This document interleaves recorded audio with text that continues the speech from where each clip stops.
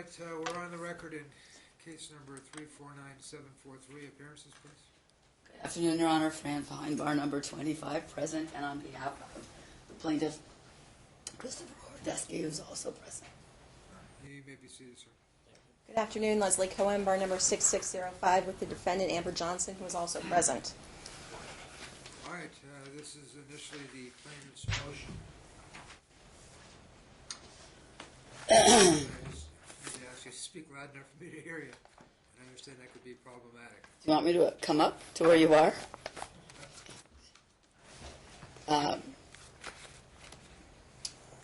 Course indulgence.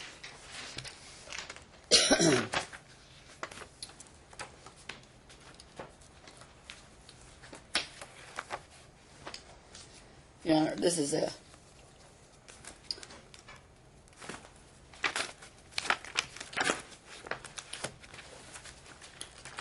my notes.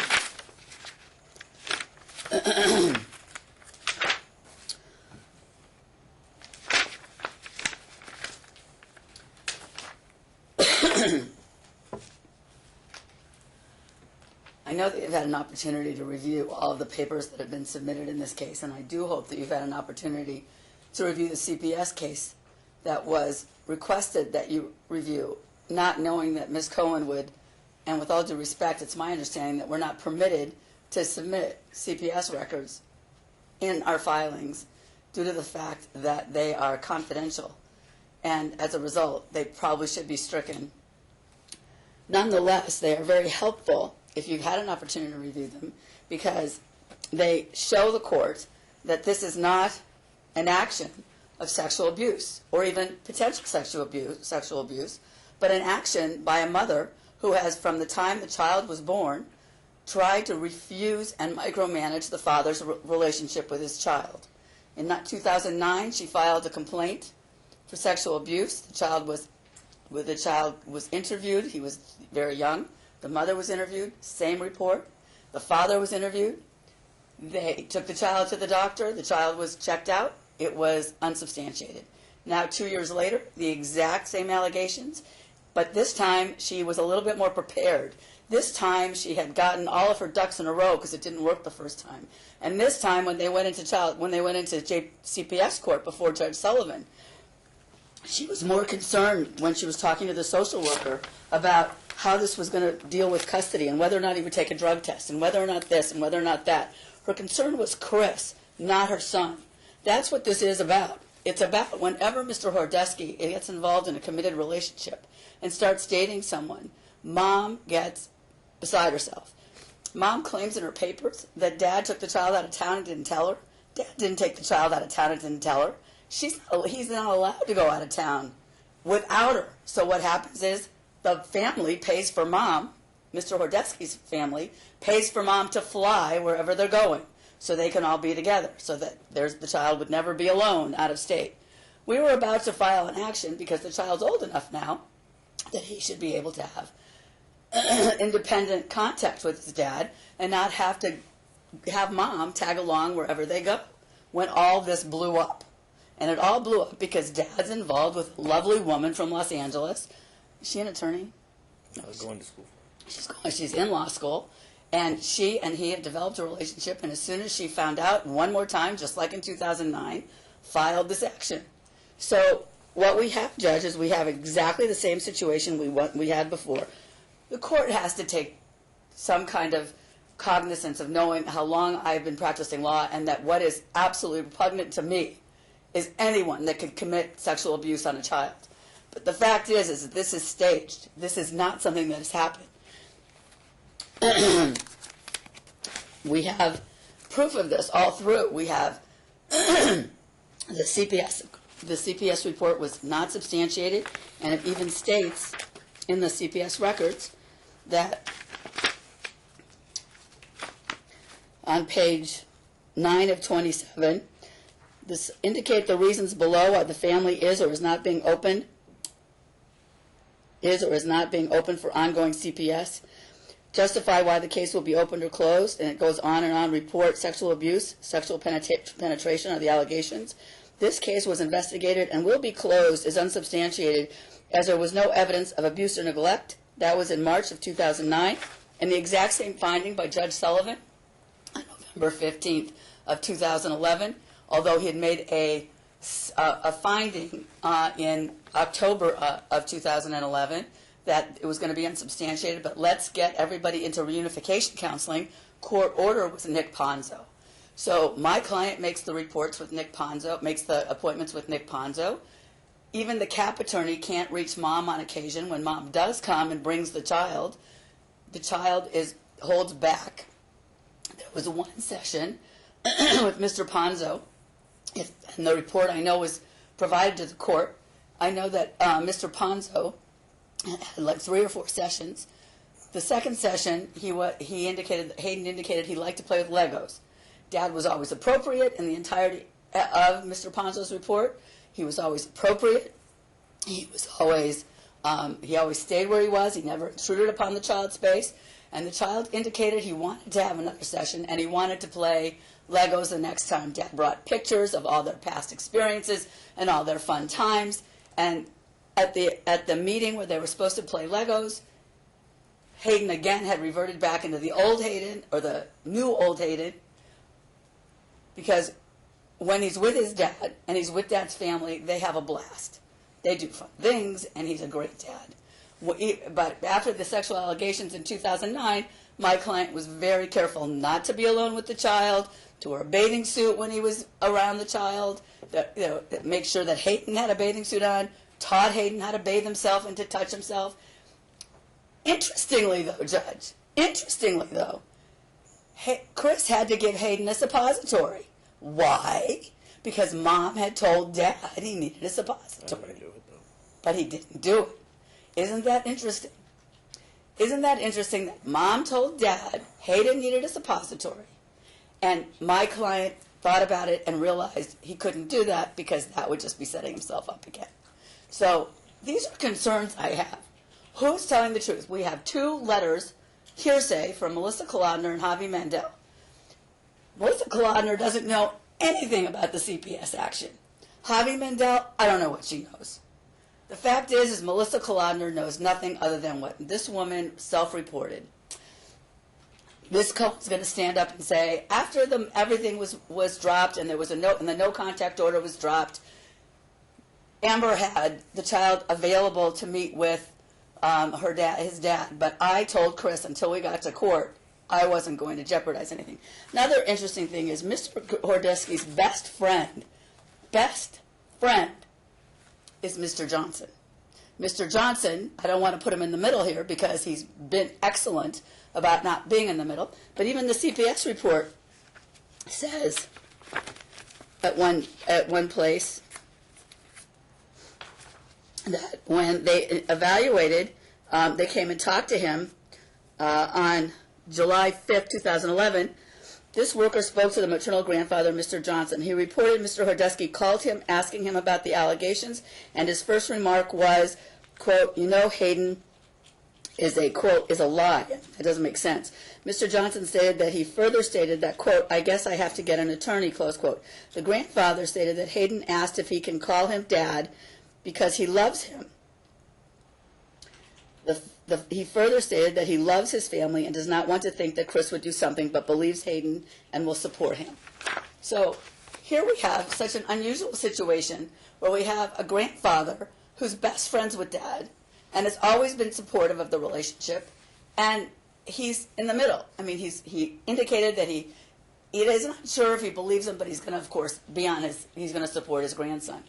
That's what I would tell my client to do, even if there was no sexual abuse of any kind. You don't deny a child. You don't make a child wrong, and you don't tell a child that he's lying. But this little boy, and all of the records from CPS has indicated, has said things and has done some of his own manipulation where he learned from someone else. He didn't learn it from Chris. I need this little boy to be taken out of where he is and put in a third-party placement if you don't think it's appropriate right now to go with Chris. And that third-party placement, I would ask that it be with the paternal grandparents, and that the visitation has to be supervised because there's no allegations against them, and that the contact be with the paternal grandparents, that any visitation be supervised between Mom and the child and Dad and the child, and that Dr. Ponzo, who was appointed by the court, who was known in this community to do reunification for sexual abuse or to investigate sexual abuse issues with kids, continue to do the reunification because at least he's consistent. I don't know anyone else in town who can do it. I mean, Dr. Polini needs to do a mental health assessment on both of these parties. I have no problem with that. The fact is that here we are, day one. Mom wanted to marry Dad. I don't know what she wanted. She wanted a relationship with Dad, and my client wanted it. My client, for the sake of the child, was interested. If you read Mr. Ponzo's report, and you read all of this stuff, he actually tried to make it work, but there was constantly alienation of even Dad. So when that didn't work, he tried every way he could to work with her, including this long, drawn-out, 32-page mediation report that was done by Charlotte Kiefer, which he did in an effort to show her that he meant well. But now it's time for this little boy to realize his dad isn't the enemy. His dad hasn't hurt him. And if he did hurt him, I would be up here saying he needs help. But he's passed a polygraph. The child was taken to the doctor both times. The child clearly had no evidence of anything. Everything is from Mom, and everything is stuff that she made up. I would love to be able to subpoena the hard drive on her computer and find out what she's been reading for the last 2 years to make sure that Dad went through hell a second time. He hasn't seen his son since June. June, Judge, without it being, and 3 times with Dr. Ponzo, or Mr. Ponzo. I don't know, I don't think he's a PhD. He's not. With Nick Ponzo. So, course indulgence for just one moment, please. Again, Javi Mendel is a shamanist, and I've known Javi Mendel for years, but I don't believe that this child needs a wellness therapist. I find it interesting that we had court-appointed therapists. And then what I completely forgot to tell you is we tried to find the child, and his cap attorney couldn't find Amber, couldn't find the child. My office finally called the school district and found out the child had been taken out of school. And the cap attorney hadn't been told. I hadn't been told. No one knew. We had to do a well check at the house. Oh, no phone. Her phone had been disconnected. We could get to her through emails, but those weren't being responded to. Mr. Ponzo said he couldn't get her to come to appointments. The child had just regressed and reverted back to the way he was the first time he'd come. That Mom violated Nick Ponzo's instructions when she came to the office. Instead of waiting in the waiting room, she walked right into the office and went right back to the kitchen where she could sit and do whatever she wanted. And Mr. Ponzo told her numerous times, that is not the procedure. If there's a problem, we'll figure it out some other way, but you don't have the authority to just walk back into my office where there's confidential issues going on everywhere. And she doesn't listen to authority. So I'm beside myself, Judge. I'm just thrilled that you're familiar with the system. The child's been removed from school. Allegedly, he's in homeschooling. I have received nothing from Miss Cohen, nothing from Miss Johnson, nothing about the child's homeschooling, who's doing it, how he's registered, nothing. This little boy is 6 years old, and he's been to court, and he's adorable, and I have all kinds of photographs that I could show you, but that's not the purpose of today. The purpose of today is I need to get this child away from any situation where he's being alienated, and that's what's happening right now. I also have Mr. Horodesky's brother and sister-in-law, or sister and brother-in-law, brother and sister-in-law, who would be welcome to take this little boy, and they can be fingerprinted and checked out and talked to about whether or not they have any felonies. Do you have children? They have 2 children. How old? 4 and 20 months. 4 and 20 months. No felonies, no convictions. I hope nothing more than a speeding ticket, and even I hope that not. I know Ms. Cohen is going to stand up and say a bunch of things. Her papers are filled with stuff, and she's an excellent attorney, and she made it look like my client was terrible. I can stand up here for 2 hours and tell you all the stuff in their papers that isn't true, but what good is it right now? I mean, we got served with it on the 28th at 5 o'clock. We were in a session. We were in a CLE all day, both Ms. Cohen and I, yesterday. I wanted to get a reply in, but as you can tell, I'm not 100% here, nor have I been. The fact is that I have all of this paperwork just since June. He was interviewed, he was polygraphed, he went to ABC of Parenting, he went to the Boundaries class, he went to Nick Ponzo, he's paid for everything, he's borrowed money to do it, he's not a wealthy man, and what does she want? More child support. I don't care about child support. He's also paid for every medical bill this kid has had. He pays for everything, 100% of it. It's time for mom to start realizing she's taken advantage long enough. And I would like to save any time you want to give me for a rebuttal. Boy, I don't know where I got the voice because I didn't have it before. I too could stand up here for 2 hours and discuss what's incorrect in that motion and discuss the evidence that I have that refutes that. But I don't think you want that right now because that's not the point. Oh, and just as a first note, let me just say my opposition was served timely. So I don't want to hear that they didn't get my opposition on time. I didn't say it. Well, that was the implication. Well, that was your... Okay, what we've come down to, Judge, is either he's got issues as far as abusing his child or she's a mastermind. And if she's a mastermind, she is so much of a mastermind that she got Javi Mandel, who is a PhD and a licensed clinical social worker, to write, quote, all of Hayden's behavior is consistent with a child who has been sexually abused. Then she went on to say, quote, she doesn't support the view that Amber has coached Hayden regarding sexual abuse because, quote, particularly because the specificity and consistency of his statements at his age suggests he is speaking from his own experience. That's attached as Exhibit A to my opposition. Here's... B is from Melissa Kalendner, who's a PsyD, who also says, quote, he has consistently shared with me that his biological father has sexually violated him, including sodomy on numerous occasions, and having a friend film this act on an iPhone. And Ms. Kalodner had no idea that there was any CPS action whatsoever. It's hearsay, and that's all. This is hearsay. She's going to tell me what someone told her, that Ms. Kalodner told her this? I'm going to say I asked.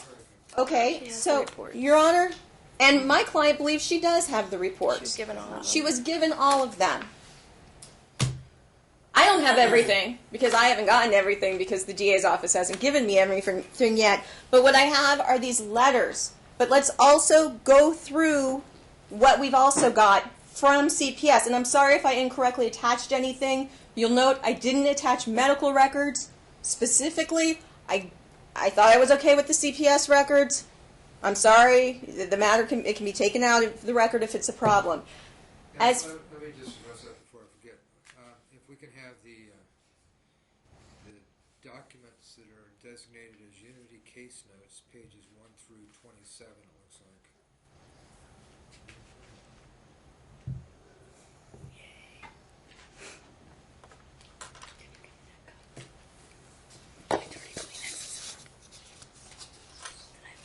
Yeah, it's marked as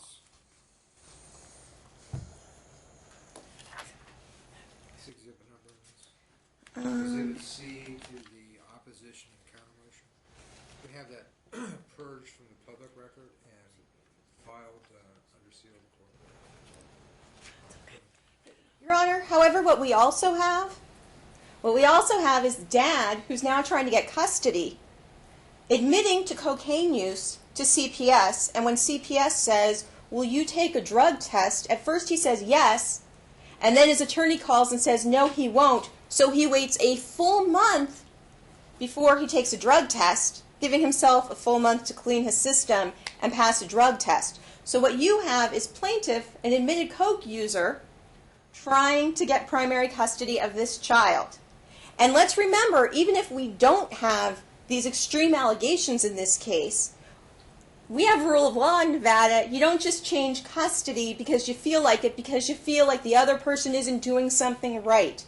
There needs to be a change of circumstances at her home, and the change needs to be in the child's best interest. It's not. There's too much going on with Dad, with people believing this child that he was sexually abused. And while Dad says, both times this case, this has been unsubstantiated. I don't think it has been unsubstantiated because the DA's office filed a case against him. There is a J case. This matter proceeded in a J case. CPS and the district attorney's office believed in this enough to move the case forward. They ultimately came to a resolution, but they don't file cases willy-nilly just because they feel like it, because mom said something. They investigate these things. There's a reason he attended the boundaries class. There's a reason that all of this happened. Now let's move on to Nicholas Ponzo and one of the allegations against my client. I want the record to reflect, and the documentation will back her up, and I've attached some of her emails, that she did comply. Now, first of all, the court didn't say that they had to go to Nicholas Ponzo. What happened was at the hearing, the court said that he wanted reunification from someone, and Christina Wildeveld, who was his attorney at the time, said, okay, well, they all live in Henderson. We'll pick someone in Henderson. What they did is they picked someone way out in Summerlin. So mom was it originally an email or call saying, tomorrow you have to be I'm Nick Ponzo, tomorrow you have to be at my office with the child at 3. So mom had to leave work early, take the child out of school, and go across town to Nick Ponzo's office. And by the way, she did that every single time that she was told to be there, she was. There is not one single time when an appointment was made for her that she did not go, even when that meant that she sat there for 3 hours, because these weren't short little sessions. So she had to take her time to go across the city. Now, as far as getting back with Nick Ponzo, we've got issues with that, because not only do we believe that he hasn't done a good job, but frankly, my client has filed with the state against him. She believes that he did not do what he was supposed to do, and so there is no way that this man is going to be able to be fair and take care of this case when his license is on the line through her filing something against him. Now, of course, counsel's going to say, well, she did that to get him out of the picture. No, she did that because he said to the child, when the child said, I don't want to be around my dad, and was crying, stop crying, you're going to do it. He shouldn't be involved in this case. And it's on recording. And it's recorded. Because my client actually has a whole lot of evidence. I didn't want to overwhelm you with 50 million emails going back and forth between her and the CAP attorney and her and CPS trying to get somewhere. And I shouldn't say going back and forth because it was really quite a one-way street. The CAP attorney wasn't returning her calls. The CAP attorney, so they don't know what's going on with the kid because they're not returning her calls. I attached the email where she said, here's my new address, or here's my phone number. My phone number got disconnected. Here's the new one. We also have her trying to get a hold of CPS, but the CPS worker said, I won't communicate via email. CPS, by the way, never even went to Dad's house as part of this investigation. That's a cute little fun fact. As far as Mom and what she's done and what she hasn't done and whether she follows things or doesn't follow things, as far as what she's done or hasn't done, as far as the school, the child was taken out of the school because Dad, disobeying the no contact order, went to the school twice. But so everyone knows, the child is registered in the Clark County School District's homeschooling program. And if council wants, we will provide all that information to her. Additionally, as far as everything else, child support, medical, well, number one, Dad's the first one who asked for, child support, so it's kind of funny that my client's being degraded because after more than 3 years, she said, hey, you know what, I'm going to court, might as well do a child support review. She's paid for plenty of medical. She's paid for plenty of things for this child. As far as the comments about Dad's best friend being my client's father, Mr. Johnson, he's here. He can testify today. He can testify at any given day. He can also testify to the fact that the plaintiff's kind of obsessed with the defendant and that the plaintiff, when they have their every other week, they used to go to breakfast or lunch, he'd tell him how much, so the plaintiff would tell defendant's father how much he really wanted to be with her and have her get back with him. He can also testify to the fact that the reason why my client went on all the vacations, it wasn't because she was so domineering and she was so into the family and she made herself go. It was because he wanted her there. She went on those vacations because he wanted her there. But Your Honor, you've got a lot of allegations flying around. The thing to do in this situation is to get these people and to get this child with a PhD level evaluator who has experience in sexual abuse allegations. We don't need to mess around with a counselor, with a licensed clinical social worker. We need someone who can do full psychological testing. My client is willing to go through that. Given what we have, where CPS investigated and brought a case against the plaintiff, where you have a PsyD and a PhD both saying this child has been sexually abused, and one of them, by the way, says, I know that people are saying it's mom. Mom, it isn't mom. We have dad has admitted coke use and then refusal to do a drug test when he was asked by CPS. This case needs to be with a PhD who knows what he's doing. In the meantime, dad does not need to have contact with this child. As far as his relatives saying, oh, we'll take him, first of all, mom doesn't know dad's address, because that's another cute thing. Dad doesn't let her have that address. But as far as she knows, he goes to all these different homes. He kind of flops around with who he wants in the family. We don't trust that the family would keep him away. But as far as those people, the in-laws, they've called her a bitch. They've told her, you're not part of our family. We don't want you around. Those people don't need to be with this child, taking her away from the mother who's done nothing wrong. Let's look at the only allegation against this woman in her parenting of this child is that she alienated the child from the father. What's really interesting, though, is that I think what counsel knows is that alienation isn't a term that you should throw around lightly. The psychological community has specific definitions of what this is, and there's 4 factors you need to meet, and there's all these things you have to do for there to be alienation. There isn't alienation here. There isn't even lying and trying to cover things up and hiding things. Right now, we've got the bottom line. This child is crying out for help. We haven't even gotten to the fact that this child has tried to hurt himself before because he's so upset that something's going on. But even if you want to give dad the benefit of the doubt, that's fine. Do a psych eval. Do a psych eval. Frankly, we believe dad should pay for it because dad's the one who CPS has said had issues. Dad's the one who has a J case against him, not mom. Let dad pay for a psych eval. Let the matter proceed. In the meantime, keep the child safe. There are no allegations against mom. There's no drug use on mom's side. Dad admits to coke use. We've got lots of issues here, but until it all gets cleared out, things should stay the status quo. Let this child be safe. Oh, additionally, there's so much we can't even get to. Dad's got guns in the home. We've got all sorts of issues that need to be addressed in this situation. Court's indulgence. Oh, also, let me just also throw in, Dad keeps saying he passed 2 polygraphs. No, he didn't. He passed 1 polygraph. 1 came out unsubstantiated, uncertain. Came back inconclusive. Inconclusive. That's not a pass. Really? Second one was. Counsel is now a polygraph expert.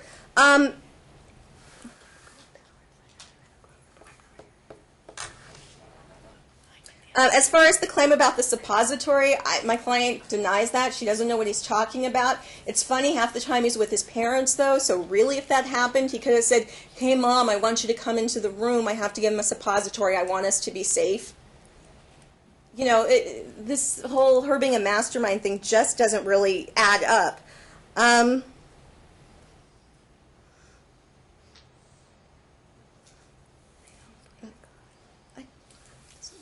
I'll leave it at that, Your Honor. Until someone believes her lies, she's going to keep making them. That's number 1. Number 2, let me clarify. Dad doesn't lie. When I was at the interview with him, and they asked him if he did drug use, he said, I did cocaine. They said, will you take a drug test? He said, yes. He never said he wouldn't take it for a month. He said, yes. I was shocked that he said yes. He took it, and he passed. I didn't represent him after I found out there were criminal allegations pending. I made him get a criminal attorney because if in fact he did it, I didn't want to represent him. The fact is the court knows who Nick Ponzo is, and the court knows how long he's been in business and how long he's worked in this community and how the courts have referred people to him for years. And because Mom can't get Mr. Ponzo to believe what she wants him to believe, what she got Javi Mandel to believe, and what she got Melissa Kolodner to believe, are beyond the imagination. Dad has lived in the same place for 4 years at 203 Lunenburg Street in Henderson, 89074. He's owned the house for 15 years, but he's moved away, and then he came back and has lived there for 4 years. Interestingly enough, the police did come out to his house, and I was supposed to be there, but I was in this court and late and couldn't get there. So the fact is they were there, and it's in the notes. But I don't know where it is because I didn't realize that was going to be alleged. One more lie. So she does not co-parent. She makes false allegations. She says she doesn't have his address. She does too. She doesn't tell us that the child's being taken out of school. Someone has to bring the child to Nick Ponzo because she won't. And even the CAP attorney said she couldn't reach her because she calls her and says, oh, my phone was disconnected, and here's the new number. But did I get it? No. Did Christina Veldeveld get it? No. All through the CPS hearings, if you look at the CPS notes, Judge, she keeps trying to throw those emails in, just like she's doing today. I have all these emails. She keeps trying to tell the CPS worker, I have these emails. Doesn't the judge want to see these emails? Emails are not evidence. It's sort of like internet. It's not evidence. What's evidence is what you can get an expert to tell us. And Nick Ponzo is an expert. And if she didn't want to go to Nick Ponzo, she should have come back into court with a motion and said, I don't want to go to Nick Ponzo. But he's the only reunification specialist that Miss Vildeveld knew about at the time, and the court condoned it. At the hearing, at the last hearing before Judge Sullivan, I went only to observe, and Judge Sullivan said, this case doesn't belong here. It's not substantiated. Take it before Judge Teuton. That's where it belongs. And so I filed an order shortening time as quick as I could. And here we are today. This little boy is the product of being alienated. There is no 4 characteristics for anything other than alienation syndrome, which doesn't exist. But if a child's being alienated, somebody's lying. I think it's hysterical that she stands up and says, we need to have a mental health evaluation. We need a psychological evaluation. You bet. That's the first thing I asked for. First thing I asked for. But the child cannot be with either one of these parents during that period.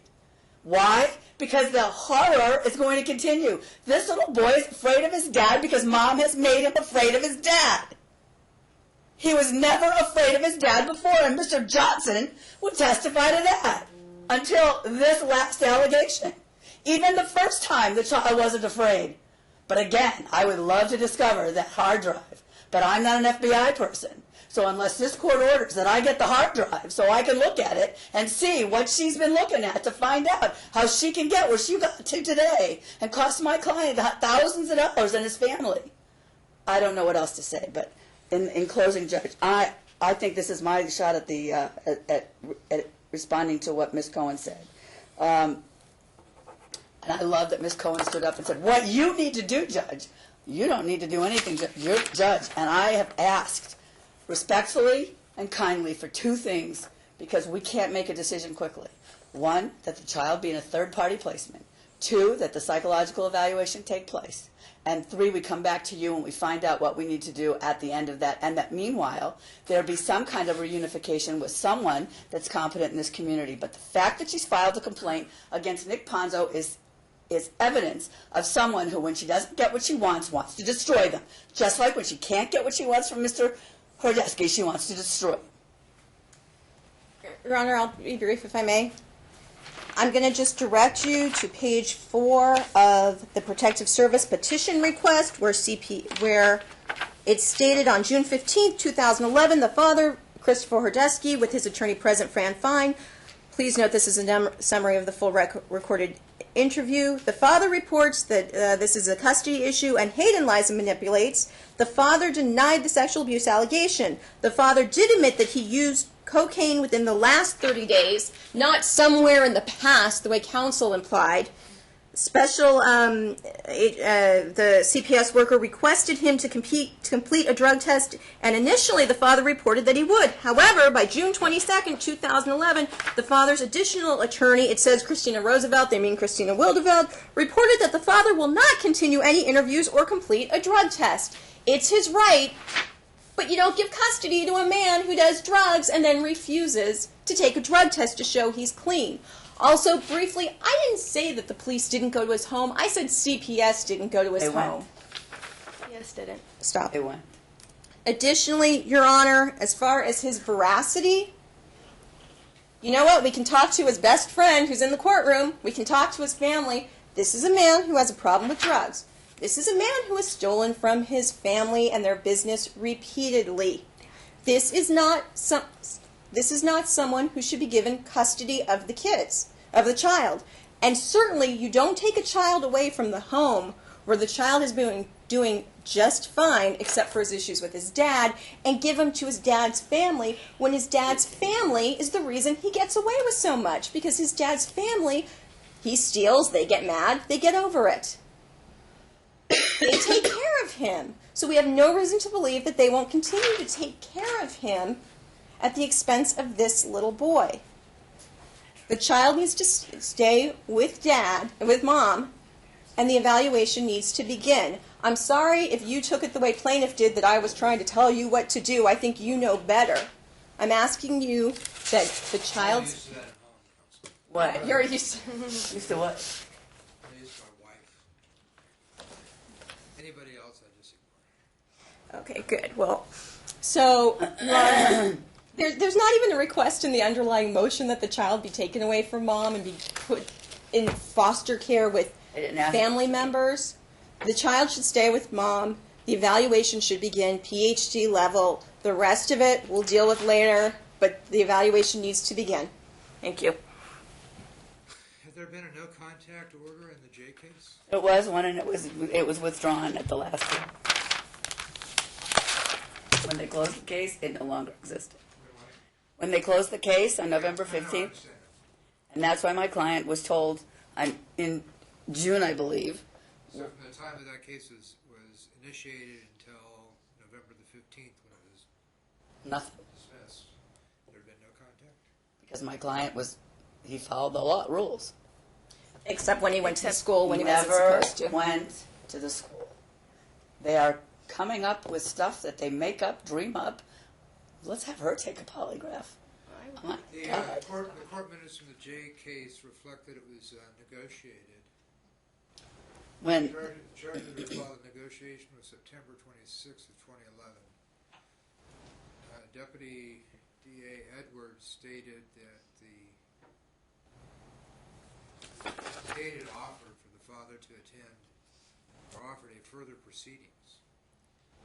The father was to complete the Evergreen and Red Rock boundaries courses, did both. engage in therapy, counseling with the minor child. And the three therapists that were recommended were Stephen Kellis, Rhonda Dempke, and Joe Velasquez. He goes to see Callis. He goes to Steve He's Kellis. been going. I have a letter from Mr. Callis, but it's hearsay, so I didn't attach it. I wouldn't do that to the court. Therapy is not. I'm sorry. When was Mr. Ponzo ordered. The process began September 28, 2011, and he says that that's when, in his letter of November 11, 2011, the process has been rather short in duration. Do you have a copy of that letter, or do you need it? I don't. the Abigail Paralosi was Cap attorney. was the cap attorney? And as I stated in my pleading, she stated that the things that plaintiff's counsel said, she said in her motion, were not 100% accurate. I think that what you're always... Does either party dispute the suicidal statements that this child's been making? Never told me he wanted to. Never told you wanted to die. Never once. Never once. It's our understanding he informed CPS about them. It's in the papers. It's in the paperwork. See. Can you find it? Charles wanted to harm himself, and then in their care, the entire family, he ended up in an ambulance taken into surgery and almost died while in their care. Not very It's safe. in And he the tried to CPS record. stab Okay, is it in him the- with a knife. Oh, he swallowed a quarter because he wanted him to buy him a toy when his father wouldn't buy him. That's a toy. alleged or He hearsay. swallowed a quarter. She was upset. He took him to the hospital to make sure he was okay and to have it taken out if it needed to be if it didn't pass normally. It seems a little extreme for a child who's just upset because he didn't get a toy to swallow a quarter. And you do? Would you like to testify? I don't know the child either. I'm just saying you don't know the child. I have to put that in the paper.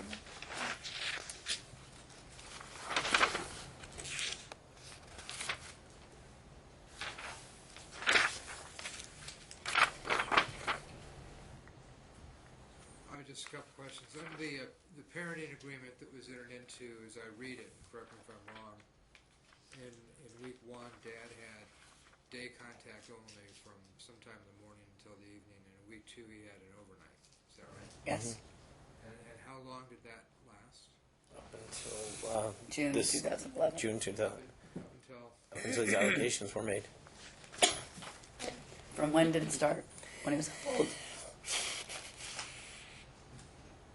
Well, under a year, she had me going back and forth. One night with me, one night with her, one night with me, one night with her. She had me going back and forth.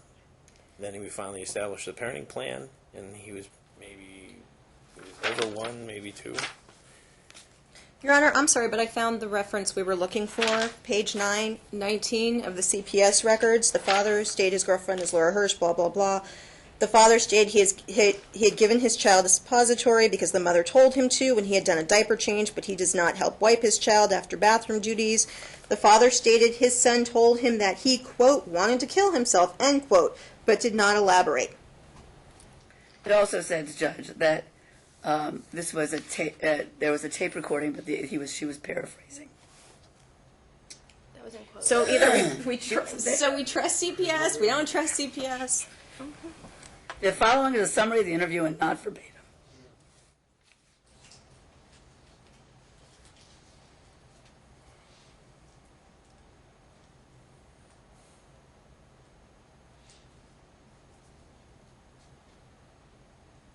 Which is the counsel?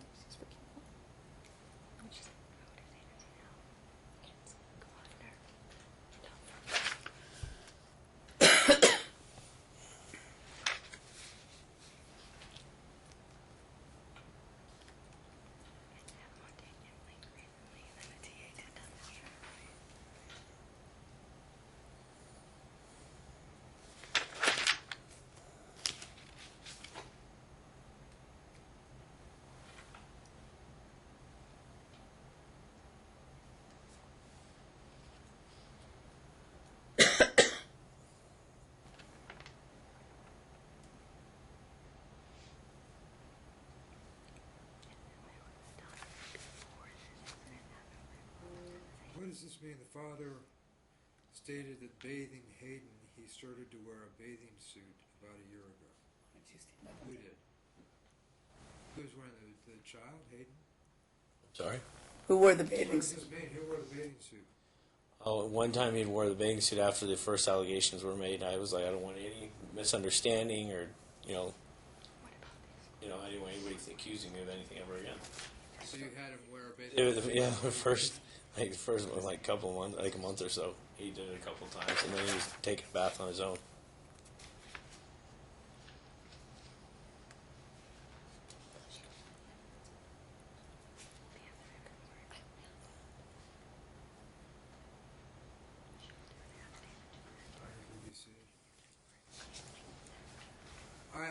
I'm going to take a recess before I decide what I'm going to do. I also would like you to look at page 15, if you would. Sorry? You can just give me a second, if you. There was an interview done by Cholet Norkbach, who's the CPS worker. And the report, subject minor stated he is 6 years old and his birthday is April 10th. We went to a place with roller coasters for his birthday. His papa, nana, cousin, uncle, and mother were there too. Subject minor stated he's in the first grade, and on the last day of school, they colored and had a party at Safety. Subject minor stated he lives with his mommy and his dad lives somewhere else. His mom's name is Amber, and she's natural mother. Subject minor stated his windows are broken, his bed is broken, and his walls to his bedroom are tan and all broken. I mean, it goes on and talks about things that are just, and then it's like his mom came and said that his dad did that to his room. Right. And at the end of that, down at the bottom of that, it says, natural father stuck one finger in, then 2 fingers in, and then 3 fingers in his butt, and then he was done. But his I mean, room- there's Okay, just... wait. What, you know, I read that. I was curious. What was he talking about in terms of the room? his room is broken. Whose room? His room in his father's house, which is horrible and disgusting, but they have time to clean it up. Last time the mother was there cleaning it after CPS contacted him. It's disgusting. And I have pictures that I could show of how it's looked. So Again, Do you have pictures of his room? yeah, that I've taken in their house, like on a picture when we take one of our son. It's Wait a second. How'd always you, disgusting. presumably you two don't visit each other. They do, though. Up We were until this friendly. happened, she gave him almost every holiday with the child. 80% of Thanksgivings and Christmas, the child was with dad and his family. She often came along because he really liked her being there. She went on vacations with them. And that's what When we're... did you take the pictures of the room with the damage? Over the years, if I was in the house when he was getting his house finally repainted and retiled because it was thrashed, holes in the floors, I mean, it was disgusting. And just before they say, oh, well, she said she doesn't know where he lives, she knows the house he owns. doesn't He stay just there. doesn't stay there. And he doesn't own it, his parents do. When the Oh, whole sorry, child his support parents do. happened, he didn't have income, he didn't have Well, job. stop. That's a different issue. again, he pays $574. Arrears. That's including arrears. Right, that's He didn't including pay. arrears. What arrears? Oh, wait a second. This is ridiculous. When was the child support order entered? Child was, they agreed to it how long ago? More than 3 years ago. That was court order.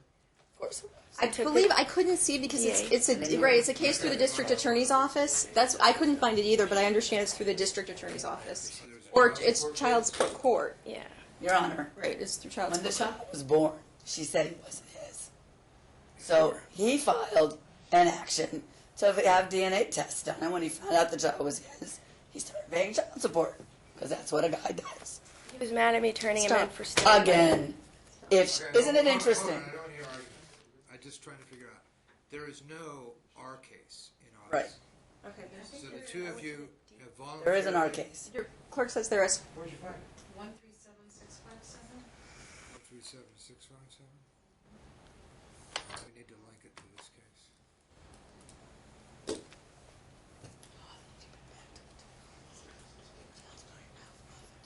They've now been in our activities since No change.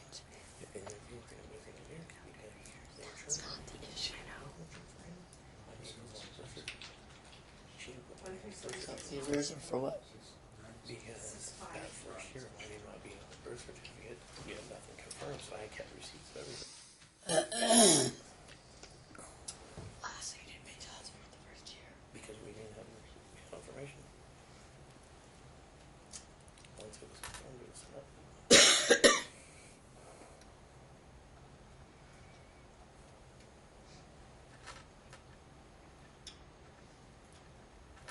Okay, that's not the issue.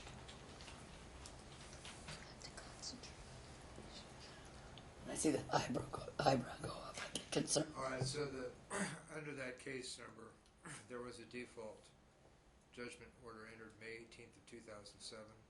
Child support of $565 a month, is that right? He pays $573.72. 56. No. The order says current child support of $565 a month. Says that there are arrears as of that date, which is April of 07, of That is not my phone, Judge. That is not. Shit. Where is it? $7,345, and there's to be a $56 payment on arrears. So the total payment should have been 1206. Is my math right?